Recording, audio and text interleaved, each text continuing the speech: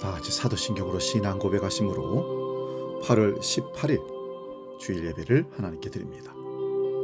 나는 전능하신 아버지 하나님, 천지의 창조주를 믿습니다. 나는 그의 유일하신 아들, 우리 주 예수 그리스도를 믿습니다.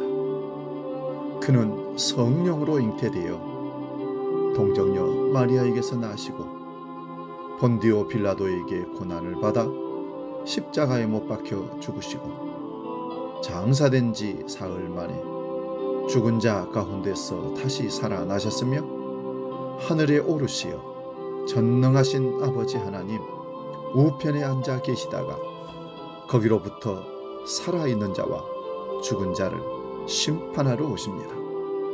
나는 성령을 믿으며 거룩한 공교회와 성도의 교제와 죄를 용서받는 것과 몸의 부활과 영생을 믿습니다. 아멘.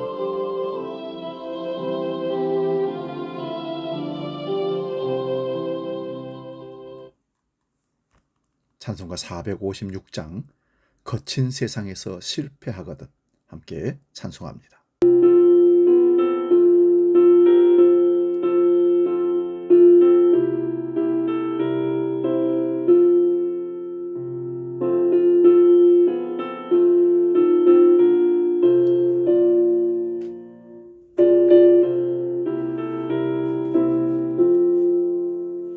거친 세상에서 실패하거든 그 손 못 잡은 것처럼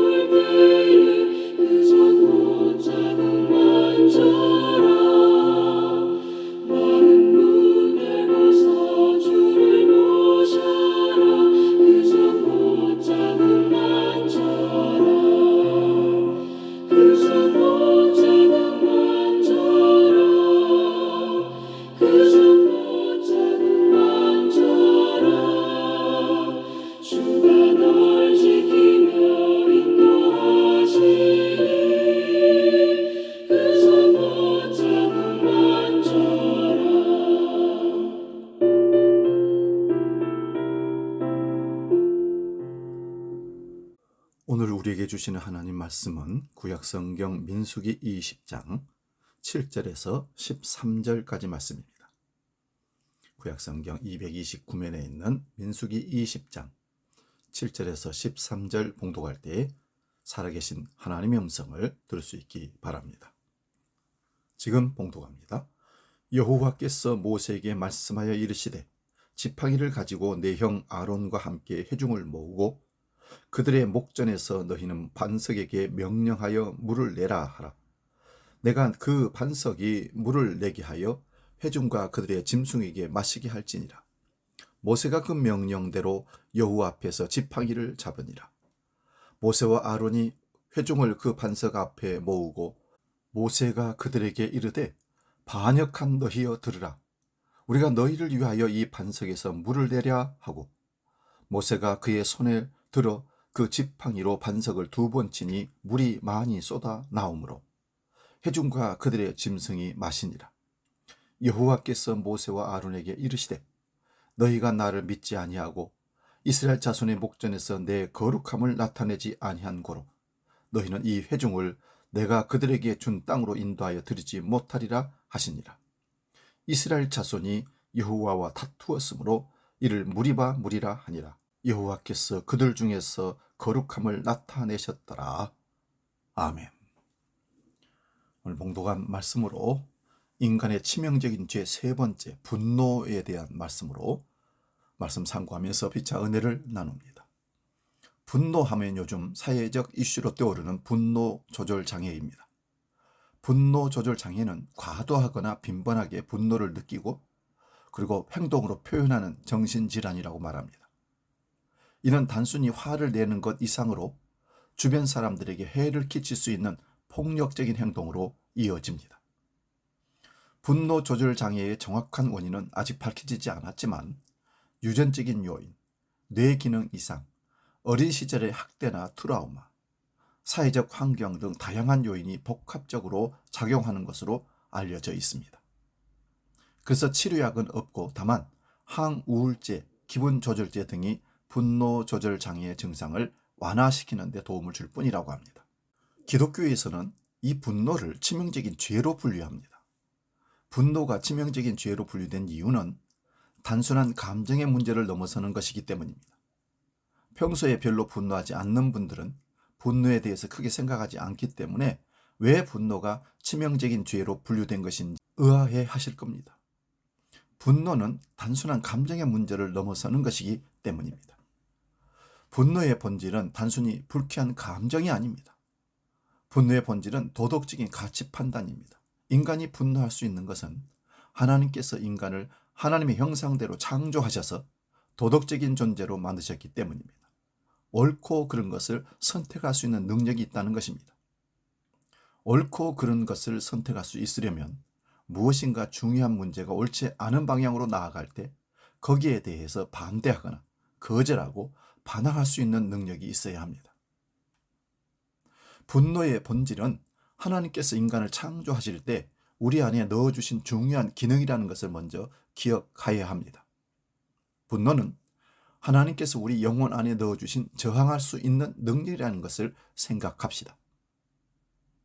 어떤 상황에서 무엇이 옳고 그른지를 판단해서 옳지 않은 것에 대해 저항할 수 있는 능력이 있어야 하나님께서 우리를 창조하신 목적대로 거룩하게 살아갈 수 있기 때문입니다. 사실 분노의 뿌리는 하나님과의 사랑 관계에 있습니다. 그 분노의 목적은 거룩이요 정의입니다. 이것을 우리는 거룩한 분노라고 합니다. 분노는 다른 사람들에게는 선으로 나타납니다. 그 모습이 바로 하나님의 창조 질서이자 본질입니다. 인간이 최초로 분노해야 할 때가 있었습니다. 하나님을 거짓말하는 자로 속이는 뱀이 나타났을 때 분노했어야 했습니다. 뱀을 돌로 쳐 죽여야 했습니다. 만일 그랬더라면 최초의 살생이 가인이 동생 아벨을 죽이는 것이 아니라 아담이 뱀을 죽인 사건이 되었을 것입니다.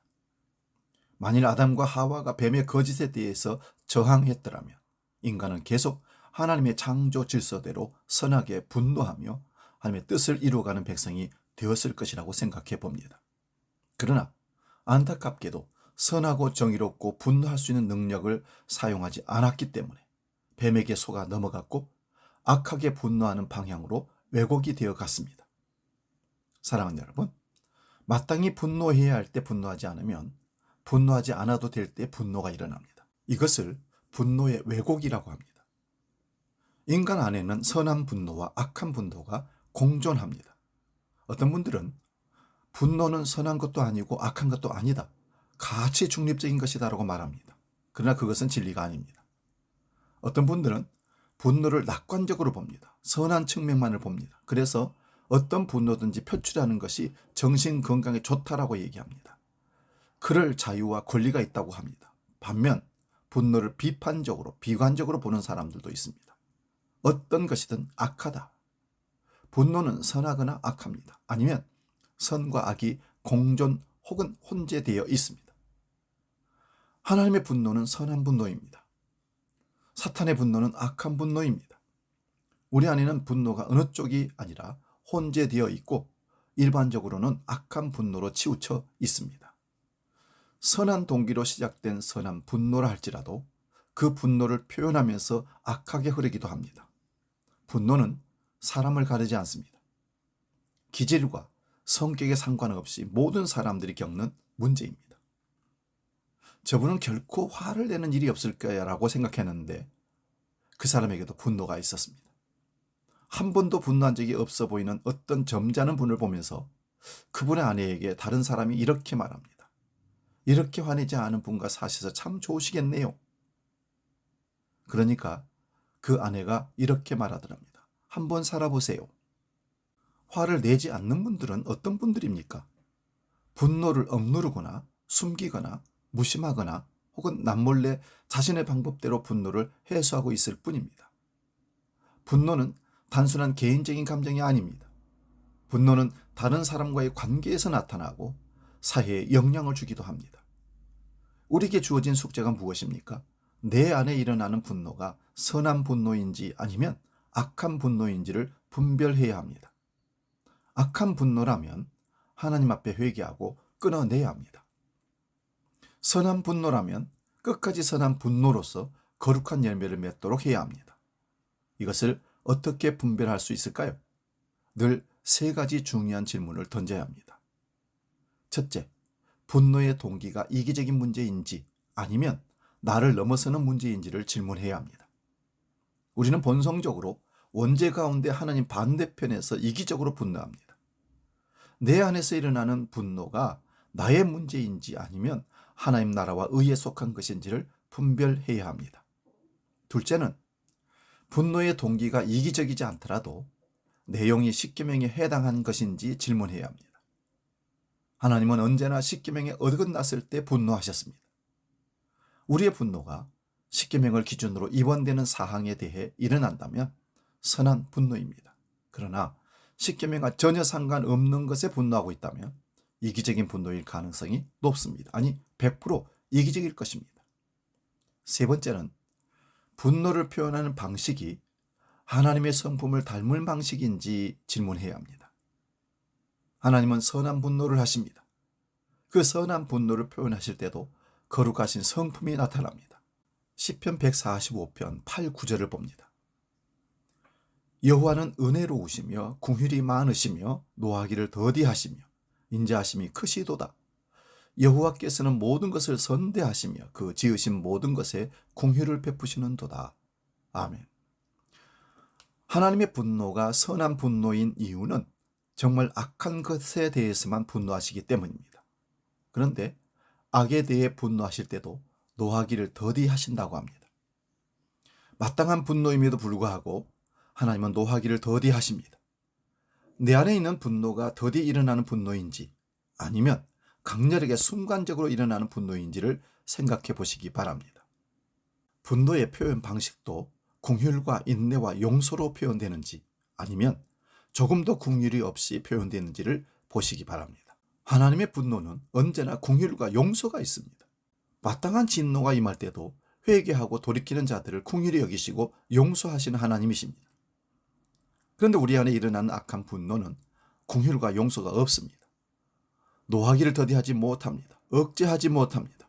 악한 분노입니다. 선한 분노는 동기가 선할 뿐만 아니라 방식도 선합니다. 인내와 용서와 긍휼과 친절로 대하며 노하기를 더디합니다. 그 분노가 이루어질 때 회개와 거룩함의 열매를 맺게 됩니다.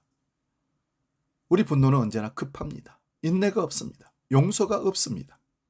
복수심에 불타오르기 때문에 선한 분노로 시작할지라도 점점점 악한 분노로 변질될 가능성이 아주 많습니다. 시작이 선하다 할지라도 결말이 선하지 않을 때도 많습니다. 선한 분노로 시작했을지라도 분노가 나의 죄성과 합해져서 점점 악하게 흐를 수도 있습니다.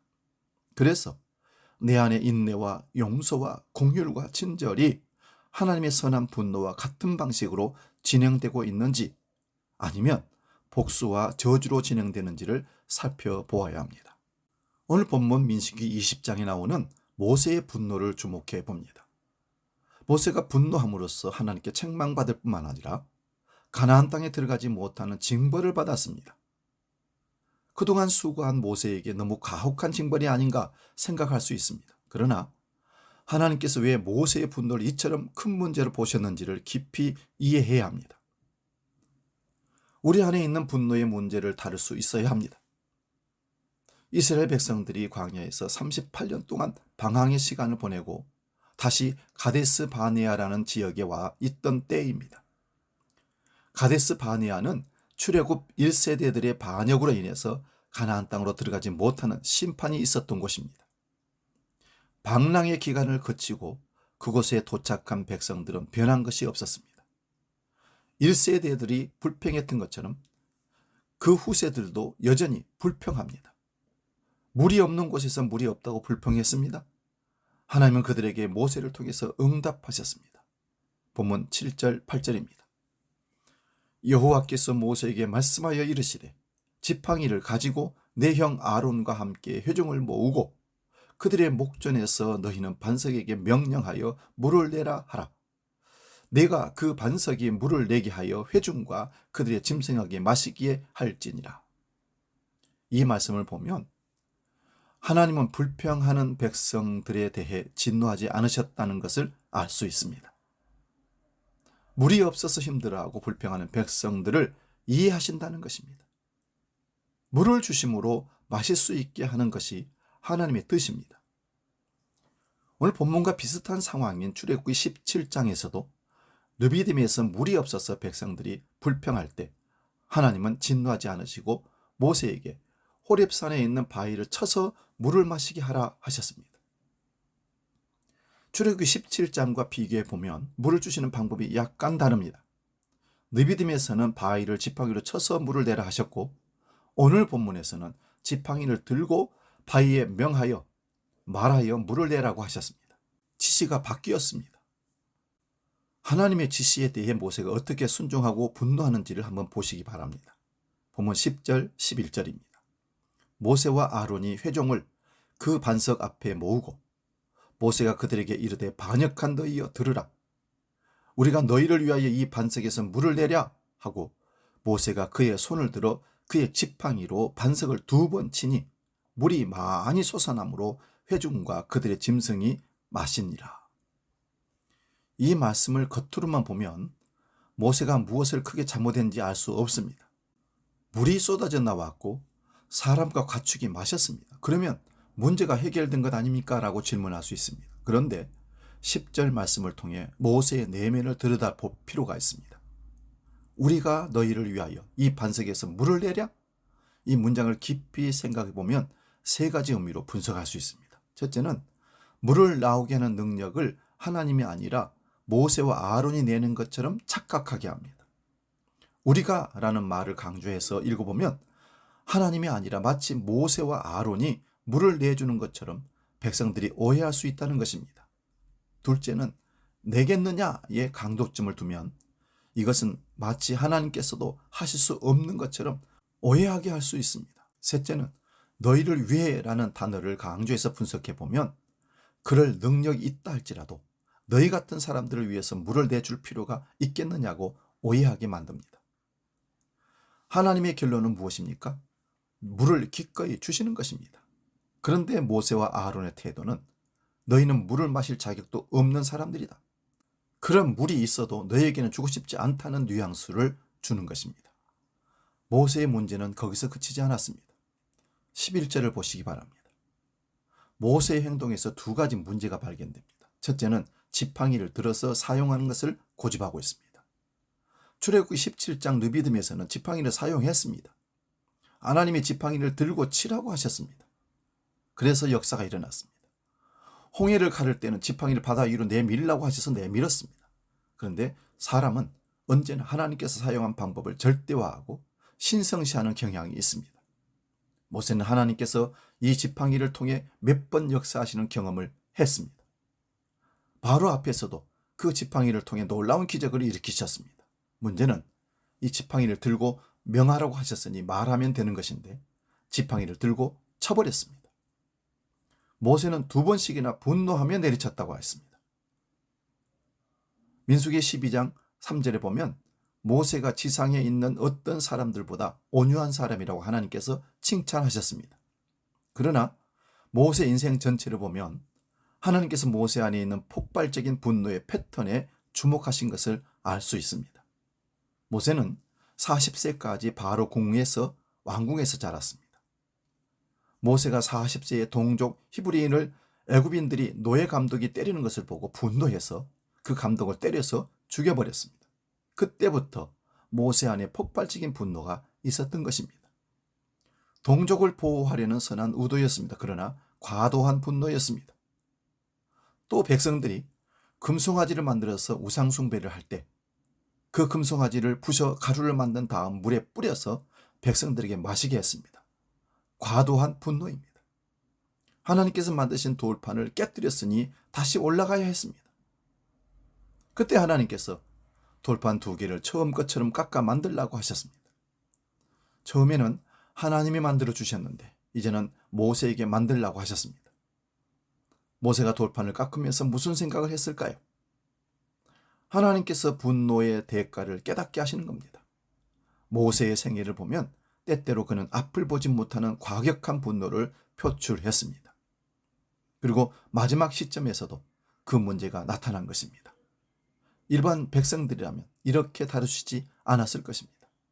그러나 백성들에게 하나님을 나타내시고 하나님의 뜻을 전하는 모세의 위치로 봤을 때 이것은 결정적인 문제가 되는 것입니다.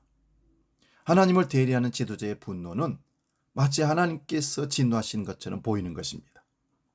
지팡이를 들고 두 번 내리치며 백성들을 향해 분노하는 모세의 얼굴은 마치 하나님이 우리를 그렇게 대하시는 것처럼 오해하게 만드는 것입니다. 본문 12절 13절 봅니다. 여호와께서 모세와 아론에게 이르시되 너희가 나를 믿지 아니하고 이스라엘 자손의 목전에서 내 거룩함을 나타내지 아니한 고로 너희는 이 회중을 내가 그들에게 준 땅으로 인도하여 드리지 못하리라 하시니라. 이스라엘 자손이 여호와와 다투었으므로 이를 무리라 하니라. 여호와께서 그들 중에서 그 거룩함을 나타내셨더라. 하나님께서 인간에게 분노할 수 있는 능력을 주신 이유는 하나님의 거룩하심을 담도록 하기 위한 것입니다. 죄와 악에 대하여 분노함으로 하나님의 거룩함을 지켜갈 수 있도록 분노하는 능력을 주신 겁니다. 만일 우리의 분노가 하나님의 거룩함을 닮아간다면 분명 선한 분노입니다. 계속해야 하는 분노입니다. 그러나 우리가 분노함으로 하나님의 거룩함을 나타내지 못한다면 그것은 악한 분노입니다. 동기는 선했을지라도 그 방식이 인내와 용서와 긍휼과 같은 하나님의 방식이 아니라면 그 분노 또한 악하게 변화될 수 있습니다. 동기가 선하다고 모든 것을 합리화하는 이들이 있습니다. 그러나 진정 역사를 변화시키는 분노는 악한 분노가 아닙니다. 미국의 마틴 루터 킹 목사, 유관순 열사 등등 역사를 변화시킨 선한 분들을 분노를 한번 보십시오. 3.1 운동에서 우리 조상들이 만세를 불렀던 그 동기가 선했고 표현 방식도 선했습니다. 역사를 변화시키는 분노는 언제나 선한 분노요, 하나님의 거룩함을 나타내는 분노였습니다. 우리의 분노가 미움, 폭력, 복수가 아니라 인내와 용서와 긍휼, 노하기를 더디하시는 하나님의 거룩한 성품을 나타내어야 합니다. 날마다 분노의 동기를 살피고 성령 안에서 절제하며 하나님의 거룩한 열매가 맺어지도록 성령님을 더욱 의지하기를 주의 이름으로 축원드립니다. 이 시간 복음 찬양 아름다운 마음들이 모여서 찬양하고 기도하고 마치겠습니다.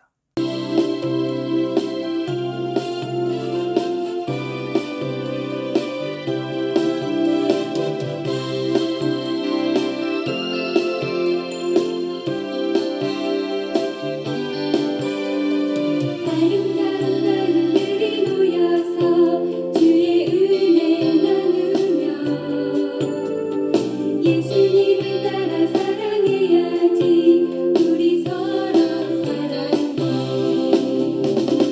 하나님이 가르쳐준 한 가지 이웃을 내 몸과 같이 미움 다툼 시기 질투 버리고 우리 서로 사랑해 이 다음에 예수님을 만나면 우리 뭐라 말할까 그때에는 부끄러움 없어야지 우리 서로 사랑해 하나님이 가르쳐준 한 가지 내 이웃을 내 몸과 같이 미움 다툼 시기 질투 버리고 우리 서로 사랑해